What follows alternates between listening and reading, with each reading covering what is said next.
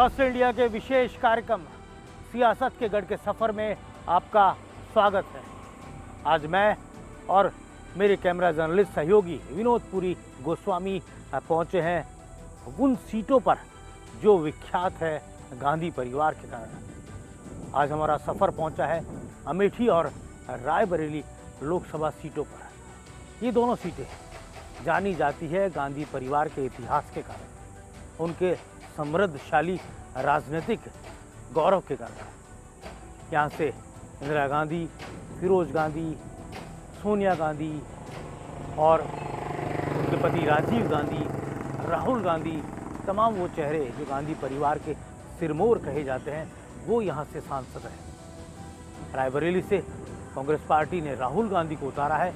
राहुल गांधी बीते चुनाव में अमेठी से लोकसभा में कांग्रेस पार्टी के उम्मीदवार थे, लेकिन हार गए थे और फिर वायनाड से वो चुनाव जीती थी। इस बार रायबरेली का रुख किया है और सोनिया गांधी ने राजस्थान के राज्यसभा चुनाव में सांसद जब वो बनी थी तभी से ये लगभग तय हो गया था कि वो अब लोकसभा का चुनाव नहीं लड़ेंगे और उनकी जगह उनके पुत्र को यहाँ पर रायबरेली में परंपरागत कांग्रेस परिवार की सीट पर उतारा गया है, जिस सीट से लगातार बीते 5 लोकसभा चुनाव सोनिया गांधी ने जीते। उनके सामने बीजेपी ने खड़ा किया है दिनेश प्रताप सिंह को, जो एक ज़माने में भी कांग्रेसी थे लेकिन अब अपनी मूल पार्टी के खिलाफ कड़ी टक्कर देते हुए यहाँ पर राहुल गांधी को नज़र आ रहे हैं।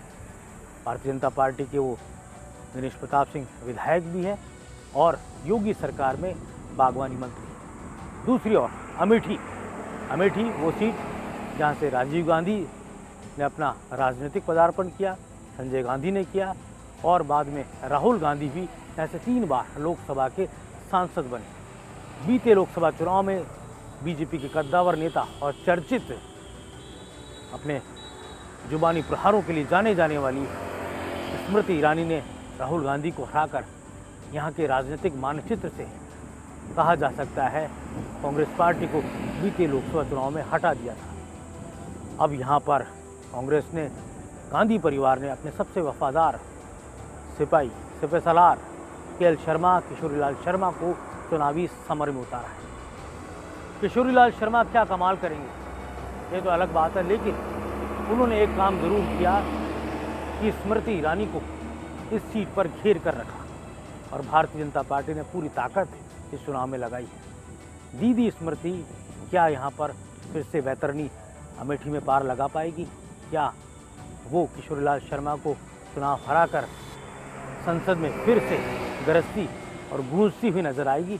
तो दूसरी ओर किशोरीलाल शर्मा क्या इतिहास रखेंगे?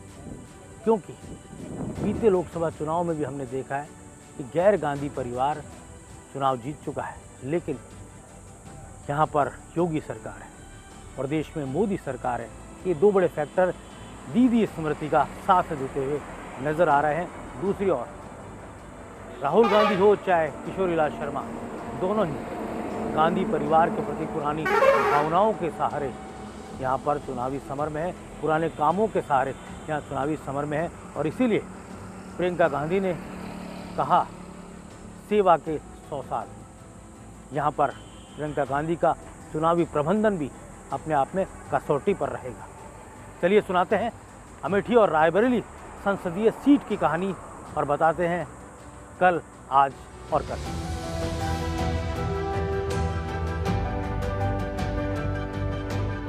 राजस्थान में जब सोनिया गांधी ने राज्यसभा के लिए नामांकन दाखिल किया तभी ये लग गया था कि राहुल गांधी रायबरेली या अमेठी में से किसी एक सीट से चुनाव लड़ेंगे। साथ ही ये तय हो गया था कि सोनिया गांधी का यहाँ की सियासी यात्रा पर विराम लग जाएगा। इसीलिए सोनिया गांधी ने राजस्थान से राज्यसभा के नामांकन के अगले दिन रायबरेली क्षेत्र के लोगों को भावुक पत्र लिखा था और कहा था कि उनकी सेहत अब उन्हें चुनाव लड़ने की अनुमति नहीं दे रही है। अपने भावनात्मक संदेश में उन्होंने जता दिया था कि वो अमेठी और रायबरेली से चुनावी रूप से सक्रिय ना रहे, लेकिन उनके परिवार का सदस्य यहाँ से भावी सियासत में रहेगा। फिर क्या, रायबरेली की धरती पर राहुल भैया के नारे गूंजने लग गए। रायबरेली लोकसभा चुनाव के पिछले चुनाव में सोनिया गांधी ने बीजेपी उम्मीदवार दिनेश प्रताप सिंह को 1.5 लाख से ज्यादा मतों से हराया था। अगर हम 2022 के विधानसभा चुनाव में रायबरेली सीट के तहत आने वाली विधानसभा सीटों की बात करें तो बचरावा, हरचंदपुर, सरेनी और ऊंचाहार सीटों पर समाजवादी पार्टी के विधायक जीते। वहीं रायबरेली सदर सीट बीजेपी ने जीती। भले ही विधानसभा चुनावों में कांग्रेस नजर न आई हो, लेकिन लोकसभा चुनावों में रायबरेली की जनता का गांधी परिवार के साथ बरसों पुराना साथ रहा है। इस बार बदलाव ये रहा कि राहुल गांधी ने अमेठी की बजाय रायबरेली की ओर रुख किया, जो शायद अमेठी की तुलना में उन्हें सियासी तौर पर सुरक्षित सीट लगी। प्रियंका गांधी वाड्रा को चुनाव न लड़ाने का निर्णय भी राहुल गांधी का ही था। शायद वो बीजेपी को परिवारवाद का मुद्दा नहीं थमाना चाहते थे।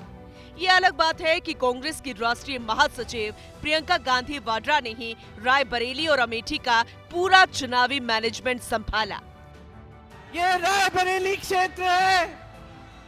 इस क्षेत्र से मेरे परिवार का एक बहुत गहरा, प्रेम भरा, श्रद्धा से भरा हुआ रिश्ता है।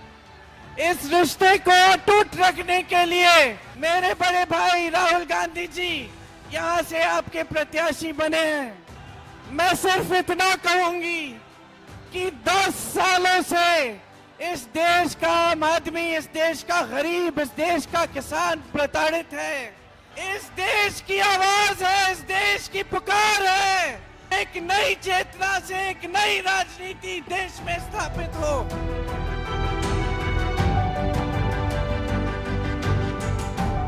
इंडिया की सरकार आएगी और वो सरकार आपकी सरकार होगी। किसानों की, मजदूरों की, छोटे व्यापारियों की, युवाओं की सरकार होगी। भाई और बहनों, लड़ाई इस किताब की है। ये जो है ना, इसके बिना हिंदुस्तान नहीं बच सकता। ये जो किताब है, ये आपकी किताब है, ये आपकी रक्षा करती है। इस किताब को बीजेपी के लोग खत्म करना चाहते हैं।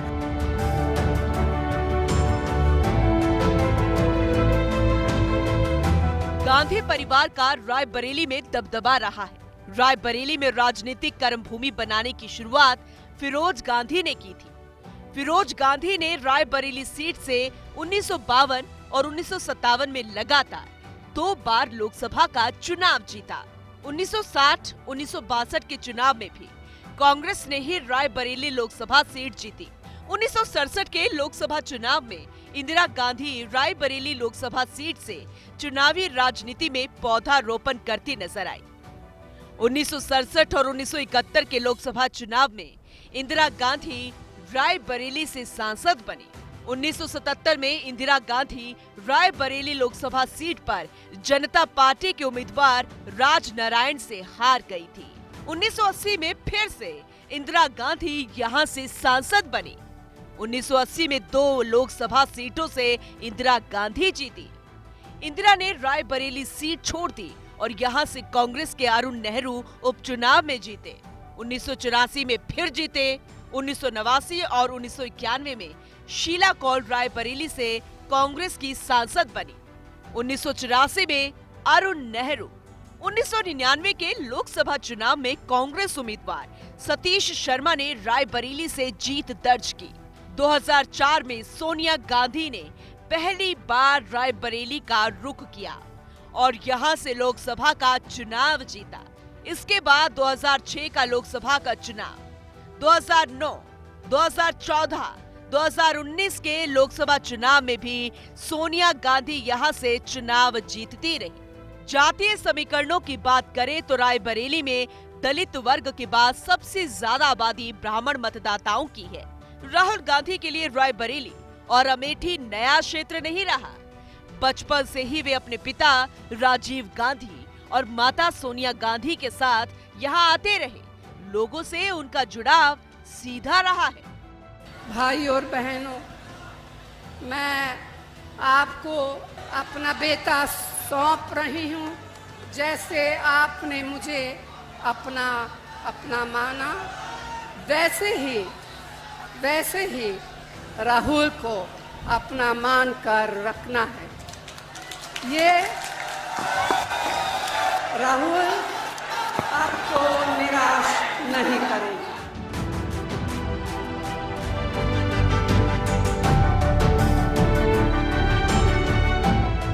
वैसे तो अयोध्या का राम मंदिर रायबरेली से तकरीबन 150 किलोमीटर की दूरी पर ही है। यही कारण है जब राम जन्मभूमि मसले का शंखनाद हुआ तब पहली बार रायबरेली में बीजेपी को जीत मिली। रायबरेली को बीजेपी ने पहली बार 1996 में जीता। 1998 में भी बीजेपी को विजय मिली। तब यहाँ बीजेपी के टिकट पर अशोक सिंह जीते थे। हालांकि आपातकाल के बाद इंदिरा गांधी के खिलाफ चली लहर के दौरान 1977 में जेपी के अनुयायी राजनारायण ने इंदिरा गांधी को हराकर देश में सनसनी फैला दी थी। बीजेपी ने राहुल गांधी के सामने दिनेश प्रताप सिंह को उतारा है। दिनेश प्रताप सिंह यूपी की योगी सरकार में उद्यान मंत्री हैं।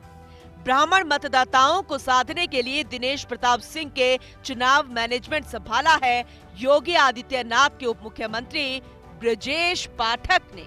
कभी कांग्रेसी रहे दिनेश प्रताप सिंह यूपी विधान परिषद के सदस्य हैं और बीजेपी के कद्दावर नेता। हालांकि यहाँ मनोज पांडे और अदिति सिंह फैक्टर अहम है। अमेठी में दलितों के बाद सबसे ज्यादा आबादी मुसलमानों की है और ब्राह्मण भी बड़े तादाद में है। सेवक दिनेश प्रताप सिंह, कभी ऐसा सुख दुख नहीं बचा जिसमें तुम्हारे साथ कंधा से कंधा न मिला के खड़ा रहा हो। आज एक सुख दुख के साथी के चुनने का वक्त है। सैकड़ों साल से रायबरेली के लोग कभी इतने स्तर के व्यक्ति से सुनने को कभी पाए नहीं जितना देश के सचिव गृह मंत्री जी ने रायबरेली के बेटे को सम्मान दिया है। और ये कह करके उन्होंने कहा कि रायबरेली में कमल खिलाओ। मैं रायबरेली को उत्तर प्रदेश का सबसे विकसित जिला बना करके रायबरेली को दूंगा। बीते लोकसभा चुनावों में बीजेपी ने अमेठी को जीतने के लिए पूरी ताकत लगा दी और ऐसे चेहरे को राहुल गांधी के सामने उतारा जो अपनी मेहनत के बलबूते सत्ता के शीर्ष तक पहुंची और सबसे कम आयु में मोदी सरकार में मंत्री बनी।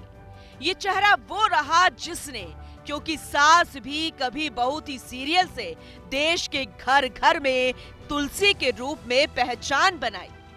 आखिरकार पहला चुनाव हारने के बाद स्मृति जुबिन ईरानी ने दूसरे चुनाव में राहुल गांधी को अमेठी से चुनाव हराकर गांधी परिवार का यहां विजय रथ रोक दिया। मोदी सरकार के दौरान हुए विकास के काम दीदी के रूप में विख्यात स्मृति यहां गिनाती है। ककवा ओवरब्रिज से लेकर अमेठी बाईपास, तिलोई का मेडिकल कॉलेज, सैनिक स्कूल, केंद्रीय विद्यालय जैसे कामों को गिनाया जाता है। अमेठी लोकसभा क्षेत्र इस बात की साक्षी है। 5 दशकों तक रिश्तों की दुहाई दी गई, लेकिन गरीब के सर पर छत नहीं बनी। आज अमेठी की प्रतिनिधि के नाते मैं अपने राष्ट्र सेवक प्रधानमंत्री मोदी को आभार व्यक्त करती हूं। 1,14,000 घर बनाए, 4 लाख गरीब परिवारों के शौचालय बनाए, 3,50,000 गरीब घरों में नल से जल दिया। अमित भाई, आपने 2019 में कहा था अमेठी है तैयार, अब की बार मोदी सरकार। आज अमेठी और रायबरेली की ओर से विनम्रता से आपके चरणों में निवेदन रखती हूं, हम दोनों हैं तैयार। अब की बार फिर एक बार मोदी सरकार। एक चुनौतीपूर्ण काम था यहाँ पर बीजेपी की जड़ों को मजबूत करना, उस इलाके में जहाँ पर लंबे समय तक गांधी परिवार का दबदबा रहा है। देखिए, दबदबा कभी किसी का रहा नहीं है। ये अध्यात्म की नगरी है, ये अवध क्षेत्र है, यह निरंजन की अलख जगाने वाले बाबा गुरु गोरखनाथ जी का ये कर्मभूमि रही है। और ये बाबा अध्यात्म के पुरोधा भगवान परमहंस की ये धरती है, ये पवित्र धरती अध्यात्म की धरती है। यहाँ पर तमाम आध्यात्मिक लोगों ने जन्म लेने का काम किया है। तो यहाँ यह धर्म ही जहाँ अध्यात्म है वहीं तो भाजपा है। हमेशा गांधी परिवार यहाँ से चुनाव लड़ता रहा, लेकिन मौजूदा चुनाव है वहाँ गांधी परिवार ने खुद को अलग रखा और अपने उस उम्मीदवार को उतारा, किशोरीलाल शर्मा को। इसके पीछे एक और रहा कि ब्राह्मण मतदाता बड़ी तादाद में है। तो क्या लगता है आपको, इसके पीछे क्या रणनीति कांग्रेस की रही होगी? देखिए, कांग्रेस की भूमि कभी नहीं रही, सनद रहे जब यहाँ पर शक्त स्वरूपा देवी, शक्त स्वरूपा जैसे अहिल्या, द्रौपदी, तारा, कुंती, मंदोदरी, पंचकन्या, स्मृणे नेत्रम, सकल पापम दूरनाशनम, उसी तरीके से यहाँ की जनता ने स्मृति जी को दीदी नाम दे दिया और दीदी ने वास्तव में फर्ज को निभा दिया। उन्होंने यहाँ घर बना लिया, यहाँ के विकास को अग्रिम पंक्ति में ला के कर दिया। जिस तरीके से कांग्रेस ने औद्योगिक कब्रिस्तान इसको बना दिया था, यहाँ पर रोजगार पैदा कर दिया। एशिया का सबसे बड़ा कोको कोला प्लांट यहाँ पर दे दिया, जो देश की सुरक्षा करने का अवैध राइफल AK 203 असाल्ट राइफल, उसको यहाँ स्थापना करा करके उसका प्रोडक्शन करके ये भारत के मजबूत राष्ट्र के को परिभाषित करने का काम किया। अब मान लिया जाए कि भारतीय जनता पार्टी का यहाँ काडर खड़ा हो चुका है, संगठन मजबूत है।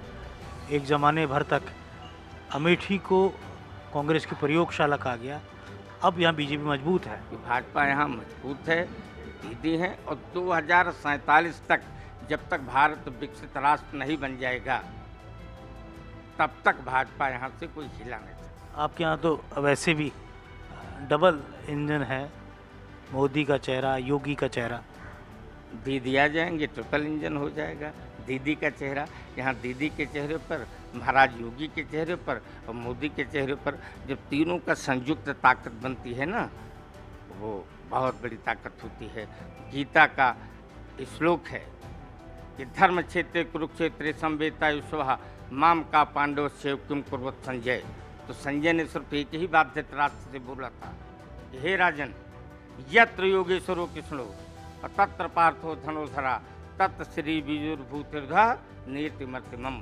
अर्थात जिधर योगेश्वर और जिधर पार्थ दोनों हैं, तो जहाँ पर योगी और मोदी दोनों हैं और जहाँ दीदी की कर्तव्य प्राणता यहाँ पर झलक रही है, दीदी का परिश्रम और त्याग और लोगों के प्रति अपना लगाव और उनकी सहजता, इसका समन्वय ही विजयश्री है। ये इसके लिए तो गीता में भी लिख दिया गया कि विजयश्री होगी तो स्मृति ईरानी की होगी।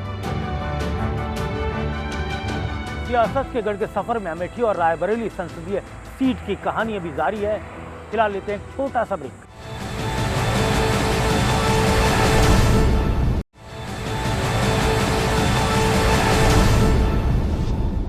ब्रेक के बाद फिर से आपका स्वागत है। सियासत के गढ़ में हम लगातार आपको सुना रहे हैं अमेठी और रायबरेली संसदीय सीट की कहानी, और साथ ही वो कहानी भी जो अनसुनी है।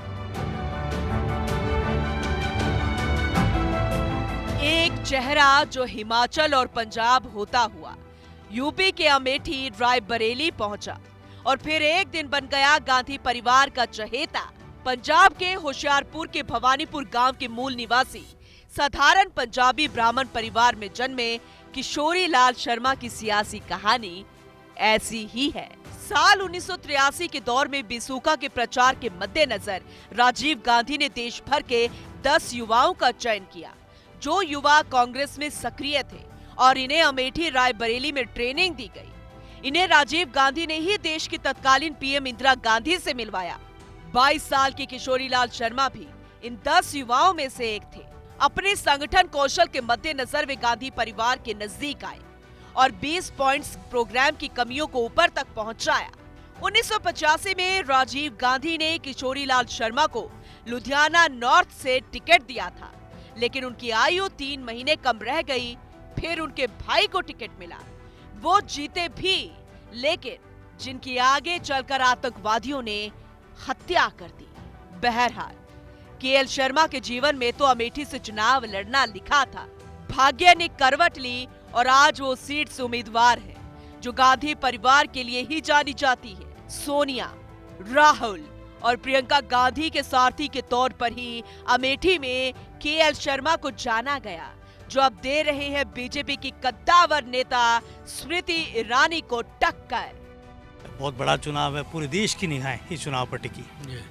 बस चुनाव तो जब जनता लड़ती है तो छोटा हो जाता है, तो जनता लड़ रही है चुनाव यहाँ पे। गांधी परिवार का ये दिलों में अपनी क्षमा जलाए हुए है, तो जनता ही लड़ रही है चुनाव। एक बात बार बार उठती है और मीडिया में चर्चा में रहती कि किशोरीलाल शर्मा को यहाँ का टिकट क्यों दिया गया, खुद राहुल गांधी यहाँ क्यों नहीं आए, प्रियंका जी क्यों नहीं, किशोरीलाल जी क्यों आए? निर्णय पार्टी का था, जो भी निर्णय हुआ तो हमारा स्ट्रेटजी भी हो सकती है, तो उसके अंदर मेरे को टिकट मिला। बोले आदेश है तो लड़ना है, तो सिपाही हूँ, कांग्रेस का लड़ गया। सिपाही बीजेपी के बड़े नेता से टक्कर ले रहा है, उस पॉपुलर लीडर से जो सदन में गरजती है, गूंजती है। देखो ऐसा है, जहाँ की जनता जिसको भी सर माथे पे बिठा ले, मुद्दों पे आप चुनाव लड़िए। यहाँ राजीव जी आते थे तो 5 वर्ष से अपना विकास बताते थे इन लोगों को। तो यहाँ पर मुझे जो लगा कि बीजेपी ने पूरा यहाँ पर ताकत अपनी लगाई, उसके पीछे एक कारण भी ये रहा कि ये कांग्रेस की वो प्रयोगशाला रहा अमेठी, जहाँ पर कांग्रेस पार्टी ने या गांधी परिवार ने अपने सिद्धांतों को यहाँ पर प्रतिपादित किया और फिर वो पूरे देश में उनको फैलाया। और ये कहा जा सकता है कि कांग्रेस की प्रयोगशाला अमेठी रायबरेली रहा, और वही कारण है कि पूरा बीजेपी ने यहाँ पूरी ताकत लगाई। वो लगाएंगे भैया, वो भी चुनाव लड़ रहे हैं और हम भी चुनाव लड़ रहे हैं, ठीक है। तो जो प्रतिद्वंदी होता है तो ताकत तो लगाता ही है, तो उसको कोई हारने के लिए नहीं लड़ता, ठीक है, तो जीतने के लिए लड़ता तो अपनी ताकत भी लगाएगा। लेकिन असली है यहाँ की जनता, ये किसको चुनती है। कांग्रेस हाईकमान ने अपने सबसे अनुभवी नेता और राजस्थान के पूर्व सीएम अशोक गहलोत को अमेठी भेजा। गहलोत ने अमेठी में अपनी पूरी टीम के साथ कैंप किया। मेरे पास बड़े लंबी फहरिस्त है, इतने काम किए हैं पिछले 40 साल में यहाँ पर। बड़े बड़े कारखाने लगे हैं, इंजीनियर आ गया, एचएल आ गया, पूरी फैक्ट्री आ गया, लाइब्रेरी और मेडिकल, क्या क्या नहीं हुआ। मुझे लगता है ऐसी समझदार जनता चूकेगी नहीं, और एक ऐसे कार्यकर्ता को, किशोरीलाल नाम के कार्यकर्ता को टिकट मिला है, यानी अमेठी में खुशी की लहरें दौड़ी है। मुझे विश्वास है कि 4 तारीख को परिणाम आएंगे, वो इंडिया ब्लॉक गठबंधन सरकार बनेगी। अमेठी में बीते विधानसभा चुनाव में तिलोई, सलोन और जगदीशपुर सीट बीजेपी ने जीती। वहीं गौरीगंज और अमेठी गई समाजवादी पार्टी के पास। अमेठी में दलितों के पास सबसे ज्यादा आबादी मुसलमानों की है। ब्राह्मण भी बड़े तादाद में हैं, लेकिन यहाँ जातीय गणित मुद्दा नहीं है। ये इलाका कांग्रेस की प्रयोगशाला रहा है और इसी प्रयोगशाला ने देश को बड़े बड़े कांग्रेस नेता दिए हैं। सबसे बड़ी बात जो पूरे देश के कांग्रेस के कार्यकर्ता भी जानना चाहते होंगे कि अमेठी रायबरेली को कांग्रेस की प्रयोगशाला कहा गया, यहाँ गुणी नेताओं को तैयार किया गया, उसके पीछे की कहानी क्या है? उसके अंदर कई चीज़ें ये हैं कि राजीव जी जब थे तो कोई भी चीज़ें अगर उनको देश में करनी थी तो वो यहाँ से शुरुआत करते, अगर यहाँ सफल हुआ तो वही चीज़ पूरे देश में वो लीडर लोग लागू करते। क्या लगता है सिंघल साहब, कांग्रेस को क्योंकि अभी भी कार्डर बेस्ड पार्टी नहीं कहा जाता, अभी भी अगर माने तो बीजेपी कार्डर बेस्ड पार्टी कही जाती है, मजबूत पार्टी कही जाती है, संगठन की संरचना इतनी ज़बरदस्त है बीजेपी में कि कांग्रेस मुकाबला नहीं कर पाती, तो क्या फिर से अमेठी रोल मॉडल बनेगा जहाँ संगठन को मजबूती मिले कांग्रेस को? देखिए, संगठन बहुत मजबूत है, कहीं कोई दिक्कत नहीं है। कांग्रेस की एक अपनी विचारधारा है जो कि वो अपनी विचारधारा से समझौता नहीं करती। कांग्रेस सबको लेके चलती है, एक ऐसा गुलदस्ता है कांग्रेस जिसमें हर तरह के फूल लगे हुए हैं। किशोरीलाल जी को टिकट देकर एक बड़ा प्रयोग किया कांग्रेस पार्टी ने, और कहा जा सकता था कि उम्मीद थी कि खुद गांधी परिवार का सदस्य चुनाव लड़ता, लेकिन किशोरीलाल पर भरोसा जताया। इसके पीछे बड़ा कारण क्या था? अब ये उनकी रणनीति है, लेकिन जो भी उन्होंने प्रयोग किया, बताया ना कि अमेठी से और रायबरेली से प्रयोग चालू होते हैं, तो जो भी कांग्रेस ने प्रयोग किया वो सफल होगा। 4 तारीख को, आने वाली 4 तारीख को आपका इसका नतीजा मिलेगा, जो कि एक सफल रणनीति के रूप में कांग्रेस पार्टी चुनाव जीतेगी। अमेठी के जायस में ही गुरु गोरखनाथ की तपोस्थली है।